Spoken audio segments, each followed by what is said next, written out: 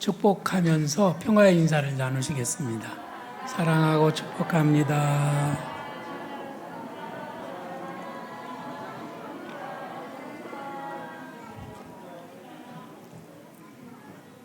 자, 오늘은 아주 특별한 날인데 설교 시작하는 시간인데 벌써 설교 끝날 시간이 됐네요. 그래도 오늘은 시간에 개의하지 않고 제가 되는 데까지 말씀을 전하겠습니다. 저하고도 함께 인사를 나누시겠어요? 자, 오늘은 우리 교회 20살 되는 생일날이고요. 아주 복된 주일입니다. 오늘은 그동안의 코로나로 우리들이 움츠들었던 그런 몸과 마음을 활짝 펴고 음식도 나누고 축제도 하는 그런 잔치날입니다. 자, 여러분들은 목소리 큰 소리로 대답해 주세요. 자, 오늘 이렇게 복된 날 여러분은 어떻습니까? 좋습니다. 진짜지요? 네, 감사해요. 오늘은 우리 교회가 잔치를 하는 그런 날입니다. 그래서 교회에서는 음식만 차리는 것이 아니라 글쓰기도 하고 또 여러 가지 그림도 작품들도 만들어서 2층 로비에다 전시를 했습니다. 거기 그런 것들을 우리들이 하는 이유는 드림교회에서 나의 인생은 어떻게 변화되었는가? 드림교회 안에 있는 나는 누구인가? 이런 것들을 우리들이 한번 되새기면서 확인해 보는 것이죠. 어제 저녁에 저는 거기 있는 작품들을 쭉 둘러보고 또 거기 쓴 글들을 모두 다 읽어봤습니다. 그런데 글들을 읽으면서 내 마음속에 아주 잔잔하지만 깊은 그런 감동이 몰려왔습니다. 아, 그랬구나. 이 사람이 이런 생각을 가지고 있었구나. 아, 이 사람이 이런 은혜를 받았구나. 그래서 그런 잔잔한 감동들을 글에 옮겨준 그 사람들을 보면서 우리 교회에 뿌리를 받고 아름답게 성장해 가는 그런 아름다운 신앙인들이 계시다고 하는 것이 너무나 기쁘고 행복한 순간이었습니다. 우리가 아주 오랜만에 잔치하는 분위기를 맞이했는데요. 그래서 이 잔치를 마련하기 위해서 많은 분들이 수고하고 애를 써주셨습니다. 앞으로 한 달 동안 우리들이 잔치를 계속하게 될 텐데 여러 가지 순서들이 준비되어 있습니다. 여러분들은 기대하시고 고대하시고 파마하시기 바랍니다. 그러면 한 달 내내 멋진 프로그램들을 통해서 우리들의 정체성을 확인하고 우리들의 사명이 무엇인지를 다시 되새기고 우리들의 꿈을 새롭게 정립하는 그런 시기가 될 거라고 저는 확신하고 있습니다. 이런 잔치를 위해서 그림도 그리고 글도 쓰고 어떤 분은 음식을 준비하고 또 예배당을 꾸미고 청소를 하고 이런 일들을 열심히 해주셔서 너무 감사합니다. 한 사람도 예외 없이 여기에 참여해 주셔서 감사하고요. 모두가 즐겁게 헌신해 주셔서 감사합니다. 저는 하나님 앞에 이렇게 말씀드렸어요. 하나님, 이 사람들을 두 손 들고 축복합니다. 큰 복을 내려 주옵소서. 이렇게 기도했습니다. 20살이라는 나이에 대한 로망을 우리들이 가지고 있습니다. 여러분들의 20살은 어땠나요? 저 아래 가서 이제 글을 읽어보면 우리 권순환 집사님이 쓴 글에 자기가 20살 때 청주에 학교를 가기 위해서 왔다는 거예요. 근데 마침 드림교회가 개척이 돼서 드림교회 다니기 시작을 했는데 20년이 지나서 지금 우리 교회가 20살이 되고 자기는 40살이 됐다고 합니다. 그런데 자기 나이를 40살이라고 하지 않고 37, 38, 39, 그리고 다시 20. 두 번째 20살을 맞이했다고 말해요. 인터넷에 보니까 60살 환갑을 다른 말로 세 번째 20살이라고 그렇게 말했더라고요. 저의 20살은 아무것도 없는 때였습니다. 아는 것도 없고 경험도 없고 가진 것도 없고 나를 뒤에서 백업해 주는 사람도 없고 또 건강도 없어가지고 정말로 힘든 그리고 고달픈 외롭고 암담한 시절을 보냈습니다.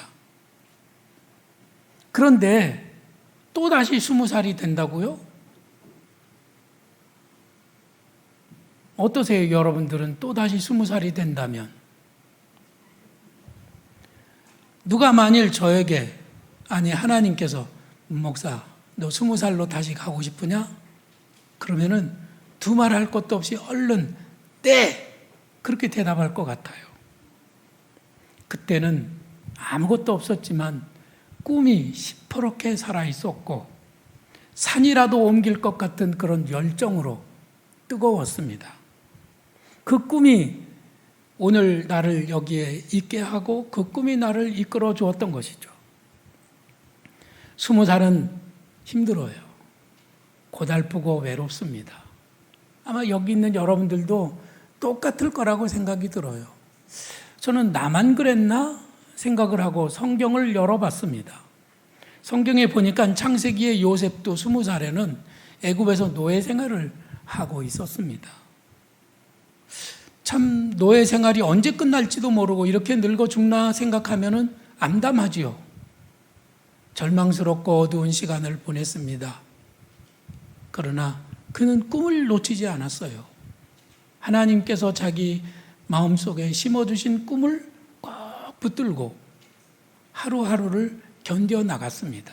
그래서 요셉이라고 하는 사람은 꿈덩어리였다. 아니 그 꿈 자체였다고 말할 수가 있는 것이죠. 다윗은 어땠을까요? 20살의 다윗은 어떤 삶을 살았을까요? 소년 시절에 다윗은 왕이 되리라고 하는 그런 말씀을 받았고 선지자 사무엘이 그에게 기름을 부었습니다. 시골에 양을 치는 목동이 이 나라의 왕이 된다. 생각할 수 있는 일입니까? 아마 옆에서 형들이나 부모님이 그래서 야 인마 꿈도 꾸지 마. 꿈도 꾸지 마. 그렇게 말했겠죠. 그러나 이 다윗은 하나님이 주신 그 꿈을 붙들고 마음속에 담고 살았습니다. 그 꿈을 품고 살 때 성령이 충만했고 그는 골리앗을 이기고 사울 왕의 사랑을 한 몸에 받으면서 군대 장관이 됐습니다. 그가 전쟁에 나가서 번번이 승리하고 돌아오면 길거리에서 부녀자들이 손을 흔들면서 사울은 천천히요 다윗은 만만이라 그를 칭찬하고 그를 노래했어요. 그때 다윗은 인기가 하늘을 찔렀습니다. 최고의 슈퍼스타였습니다. 오늘날 우리나라의 손흥민이나 BTS 같은 그런 사람과 같죠. 우리가 여기 뭐 사람이 많이 없지만은 여기에 손흥민이 온다 그러면 아마 여기가 미어 터질 겁니다. 그는 출세의 고속도로를 달리면서 세상이라는 그 탯줄이 공급하는 명예와 부귀와 권세를 누렸던 것이죠. 그런데 그의 인기가 너무 높아지니까 사울 왕이 다윗을 시기해서 수금을 타고 있는 다윗을 어느 날 보고 바로 앞에서 창을 던졌습니다. 창이 맞았게요? 안 맞았게요? 안 맞았어요. 바로 앞에서 사울도 장수입니다. 바로 앞에서 던진 창이 맞지 않았다고 하는 것은 하나님께서 다윗의 생명을 지켜주신 것이죠. 2번이나 그런 일이 있은 다음에 다윗은 왕의 신하로 있기가 어렵겠구나 생각을 해서 한밤중에 도망을 치게 됩니다. 그는 갑작스럽게 도망자 신세가 되어서 고달픈 하루하루를 보내게 되죠. 사울 왕은 다윗을 잡기 위해서 지명수배를 하고 현상금을 걸었습니다. 그리고 군대를 거느리고 다윗을 추적하러 다닙니다. 다윗은 그 어디도 갈 곳이 없었어요. 그 누구도 자기를 받아주는 사람이 없었습니다. 배고프고 피곤하고 외롭기 짝이 없었습니다. 다윗은 광야로 내몰리고 사막에서 외로운 시간을 보냈습니다. 왜 하나님은 다윗을 광야로 몰아내셨을까요? 왜 그러셨을까요? 세상이라는 탯줄이 그에게 기쁨을 주고 행복을 주었을 때 이제 그는 세상을 벗어나서 새로운 세계에서 새로운 시작을 해야 되는 시기가 됐던 것입니다. 탯줄이라고 하는 것은 어떤 것이죠? 아기가 엄마 뱃속에 있으면 아기는 가만히 있어도 탯줄로 영양분을 공급해 줍니다. 아기는 더없이 편안하고 안전합니다. 근데 거기서는 요만큼만 클 수 있어요. 계속 있을 수가 없습니다. 그래서 그 아기는 세상으로 나와야 하는 거예요. 엄마의 태중에서 세상의 바깥으로 나온다고 하는 것은 엄청난 도전, 용기가 없으면 안 되는 것이에요. 그래서 못 나오니까 하나님이 뒤에서 밀어가지고 세상으로 내보내잖아요. 다윗은 편안하던 그 자리에서 벗어나서 광야로 내몰리게 된 것이죠. 이제 어디로 가야 할까요? 하나님은 다윗을 코너로 몰고 몰아서 다윗이 어디로 가야 될지 알려주십니다. 꼭 가야 할 곳이 있고 꼭 만나야 할 사람이 있고 꼭 맞닥뜨려야 할 일이 있었던 것이죠. 거기가 바로 하나님의 집 그리고 제사장 아히멜렉을 만나게 되는 것이죠. 자, 그의 머리는 산발이요 세수를 하지 못한 지 석 달 열흘이 지났습니다. 못 먹어서 눈은 퀭합니다. 그 멋있던 청년 다윗이 이렇게 초라한 모습으로 제사장 앞에 서게 됐습니다. 제가 이 노래를 부르라고 한 것은요, 바로 이 그림 때문이었어요. 숲속 초가집 창가에 작은 아이가 섰는데 토끼 한 마리가 뛰어와 문 두드리며 하는 말, 날 살려주세요, 날 살려주세요, 날 살려주지 않으면 포수가 빵 쏜대요. 바로 이 노래예요. 이 노래는 무엇을 보고 만들었느냐면 바로 이 다윗이 도망다니던 때 제사장에게 찾아갔던 그 이야기를 근거로 해서 만들었다는 전설이 있습니다. 제사장이 다윗을 보니까 다윗이 어때요? 머리를 안 감은 지 벌써 1년이 지난 것 같아. 아주 그냥 냄새 지독하게 나요. 얼마나 초췌한 모습인지 다윗이 아닌 것 같아요. 그래서 이상한 마음을 가지고 다윗에게 물어봅니다. 너 왜 여기 혼자서 이렇게 다니는 거야? 너의 부하들은 다 어디 있어? 그러니까 다윗이 이렇게 말합니다. 임금님께서 나에게 비밀스러운 명령을 내리셔서 그 일을 수행하느라고 제가 이렇게 혼자 다닙니다. 거짓말이었어요. 다윗이 누굽니까? 사울 왕이 지금 막 찾으러 다니면서 혈안이 돼 있는 바로 그 사람이에요.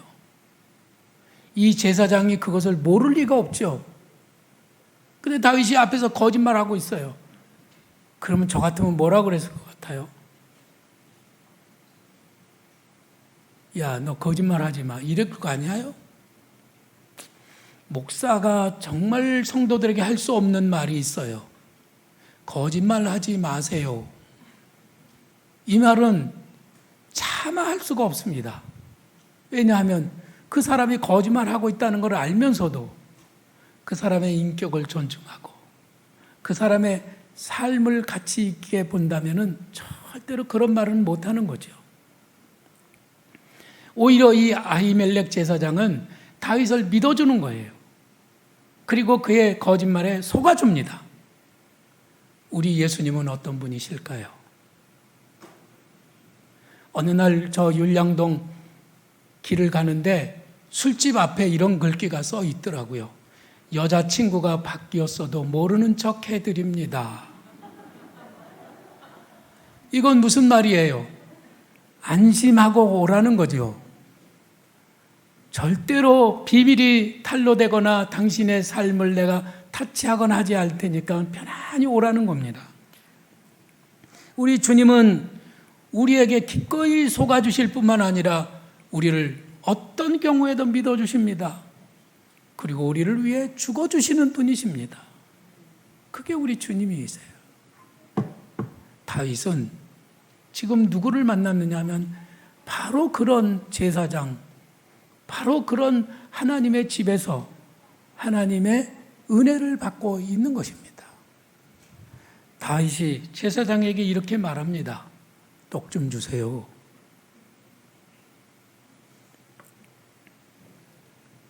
제사장이 뭐라고 그랬겠습니까? 나 같으면 너에게 줄 떡은 없다. 이렇게 아주 딱 잘라서 얘기했을지도 모르겠어요. 근데 저는 이 제사장에게서 계속 배웁니다. 이 제사장이 뭐라고 말을 하느냐면 너에게 줄 보통 떡은 없지만 거룩한 떡은 있다. 이렇게 말해요.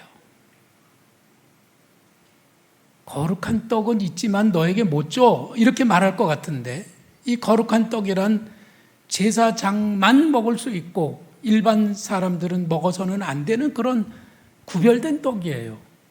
그런데 이 제사장은 너에게 줄 수 없어 이게 아니라 네가 깨끗하면 내가 이 거룩한 떡이라도 주겠다고 말하는 겁니다. 그는 율법과 원칙을 내세우지 않습니다. 그리고 자기가 먹을 양식을 다윗에게 기꺼이 내줍니다. 다윗은 이렇게 해서 정신없이 떡 5덩어리를 보따리에 쌌습니다. 처음으로 집 떠난 지 처음으로 자기를 믿어주는 사람을 만났습니다. 그리고 자기 먹을 양식을 기꺼이 내주는 사람을 만났습니다. 그때 다윗은 사랑을 느끼고 바로 어머니 태중에서 느꼈던 그 안전함을 거기에서도 느낄 수 있었던 것이에요. 그는 위안과 새 힘을 얻었습니다. 제가 교회에 처음 나가서 느낀 느낌이 바로 그것이었어요. 편안하다. 여기 사람들은 친절하구나. 여기는 행복하구나. 아무도 나를 꾸짖거나 정죄하거나 책망하지 않는구나 하는 것을 깨달았을 때 교회는 좋은 곳이라는 느낌을 받았던 겁니다. 세상이라는 탯줄이 끊어지고 하나님의 집에서 처음으로 하나님의 사람을 통해 그가 공급받은 것은 떡이었습니다. 출세의 고속도로를 달릴 때에는 관심도 없었어요. 교회는 나하고 상관이 없는 곳이었습니다. 거기 있는 목사들은 이상한 사람들이라고 생각을 했겠죠. 그런데 이제 세상의 탯줄이 끊어지고 나니까 배고프고 춥고 외로우니까 하나님께 찾아 나올 것입니다. 다윗이 이어서 선지자 제사장에게 이렇게 말합니다. 여기 창이나 칼 같은 거 혹시 있습니까? 아니 여기가 무슨 대장간이요? 여기가 하나님의 집인데 제사장에게 칼을 달라는 거예요. 그러면서 이렇게 말하죠. 내가 급히 나오느라고 무기를 손에 가지지 않았습니다. 아마 다윗은 빈손으로 다 온 것 같아요. 장수가 몸에 칼을 지니지 않았다니 이건 정신 상태가 썩어먹은 것입니다. 그는 지금 세상에 팔려가지고 살면서 또 더군다나 지금 광야에서 굶주리면서 그는 꿈을 완전히 잊어버리고 있었어요. 그는 피폐해질 대로 피폐해져 있었습니다. 그는 도망치기에 바빠서 지금 어떻게 하면 내 목숨을 살아낼까 하는 그런 긴박한 마음으로 하루하루를 지냈습니다. 그런데 제사장의 그 넉넉한 사랑에 마음이 녹아지고 마음에 여유가 생기니까 이제야 다시 칼을 찾게 된 것이에요. 그는 드디어 마음속에 싸우면서 이 고난을 헤쳐나갈 그런 마음 자세를 갖게 된 것입니다. 인생을 살다가 죽어야겠다, 끝내야겠다, 나는 더 이상 아무런 가치도 의미도 없는 삶을 살고 있어, 그랬을 때 하나님의 집에 와서 말씀을 듣고 삶에 다시 정신을 차리고 길을 갔던 분들의 이야기가 얼마나 많습니까? 우리 장정옥 권사님이 쓰신 글을 읽어보면 장정옥 권사님도 그저 몇 달 동안을 잠을 못 자다가 교회에 오셔서 살 길을 찾았다고 그렇게 말씀을 했습니다. 여러분, 다윗은 정신을 차리고 보니까 자기가 무기가 없는 것을 알았어요. 여러분들의 손에는 무기가 있나요? 세상과 싸울 투지와 의지가 있는가를 물어보는 것입니다. 성경 말씀은 사도 바울을 통해 이렇게 우리에게 말씀하십니다. 성령의 검, 곧 하나님의 말씀을 가지라. 손에 검을 지니라는 거예요. 싸울 준비를 하라는 겁니다. 싸울 의지가 있고 그리고 이 상황을 헤쳐나갈 수 있는 그런 투지가 단단하게 자리 잡혀야 되는데 오늘날 많은 그리스도인들이 싸울 생각이 없어요. 도망칠 생각을 하고 숨을 생각을 하고 안전한 곳을 찾는데 급급해 있습니다. 마귀가 야, 저런 애들하고는 싸울 필요도 없어, 그냥 발로 확 밀어버려, 지금 그러고 있는 거예요. 마귀가 우리를 보고 비웃고 있습니다. 여러분들은 복음의 능력으로 단단히 무장을 하고 있나요? 정신이 혼란하고 잠이 오지 않고 마음이 괴로우면 예수의 이름으로 명하노니 사탄아 물러가라. 하나님의 사람답게, 하나님의 군인답게 그렇게 승리를 위하여 해치고 나가십니까? 20살이라는 나이는 어떤 나이일까요? 민수기에 보면 20살은 전쟁에 나갈 만한 사람의 나이입니다. 그래서 하나님께서는 모세에게 말씀하시죠. 20살 이상 전쟁에 나갈 만한 사람의 수를 계수하라, 이렇게 명령하셨어요. 우리는 싸워야 할 사람들이에요. 이제 막 20살이 됐습니다. 고달프고 힘든 삶이 있지만 우리들은 하나님께서 내게 맡겨주신 그 사명, 꿈을 붙들고 하나님의 나라를 위하여 칼을 손에 들고 영적 전쟁터로 나가야 할 사람들인 것이죠. 제사장 아히멜렉은 골리앗이 쓰던 칼을 선뜻 내줍니다. 그래서 다윗은 떡 5덩어리와 그리고 칼을 손에 들고 성전 문을 나서게 되는 것입니다. 그 뒷모습을 여러분들이 상상해 보세요. 우리들이 예배당 문을 나설 때 우리 모습이 바로 그래야 하는 거예요. 내게 주시는 영혼의 양식, 떡을 가지고 내 손에 성령의 검을 붙들고 그 예배당 문을 나서면서 세상을 향해서 싸울 의지로 충만해져 있어야 한다는 말씀인 것입니다. 믿으시면 아멘. 그러면 그 뒤로 어떻게 됐을까요? 다윗이 떡과 칼을 가지고 세상으로 나간 뒤에 사울 왕이 가만히 들으니까 제사장이 다윗에게 이런 일을 했다는 거예요. 노발대발을 하고 사울 왕이 사람을 보내서 아히멜렉은 물론이고 거기 있는 제사장 85명을 전부 다 죽입니다. 85명을 다 죽였습니다. 만일에 제사장 아히멜렉이 다윗이 거짓말하는 것을 알았을 때, 너 거짓말이지, 내가 너에게 줄 떡이 어디 있어? 칼 웃기고 있네. 여기가 대장간이야? 너 딴 데 가서 알아봐. 이러고 몰래 사울에게 막 신고를 했다면 아히멜렉은 죽지 않았을 거예요. 그러나 하나님의 역사는 더 이상 일어나지 않았을 겁니다. 하나님께서는 아히멜렉 제사장과 그리고 85명이 다 죽고 다윗 하나를 살렸어요. 하나님의 교회는 어떤 곳이냐 하면은 한 영혼을 위해서 수십 명의 영혼이 죽음을 선택할 수도 있는 곳이 교회입니다. 놀라지도 않네요?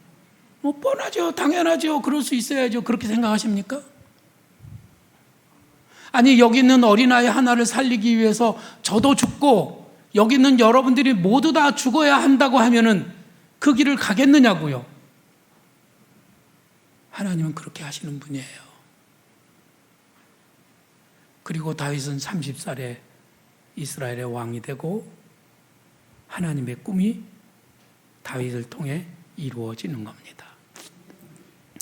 먼 훗날 다윗이 그 소식을 들었어요. 무슨 소식이요? 자기가 떠난 다음에 제사장 85명이 다 몰살했다는 소식을 들었습니다. 자기 하나 살리고 85명을 죽였다는 그 소식을 들었을 때 다윗은 얼마나 떨렸을까요? 다윗이 지금 살아있는 그 생명값은 85명의 제사장 값하고 맞바꾼 것입니다. 얼마나 소중한 생명이에요. 그는 자기의 생명을 함부로 할 수가 없는 삶을 살게 됐습니다. 그는 한시, 한 초도 허투루 낭비할 수 없는 그런 너무나도 소중한 삶을 살게 된 것이에요. 더욱 꿈을 추스리고 열정에 불을 태워서 하나님 나라를 세워가는 일에 자신을 들였던 것입니다. 예수님께서 목사인 나에게 말씀하셨습니다.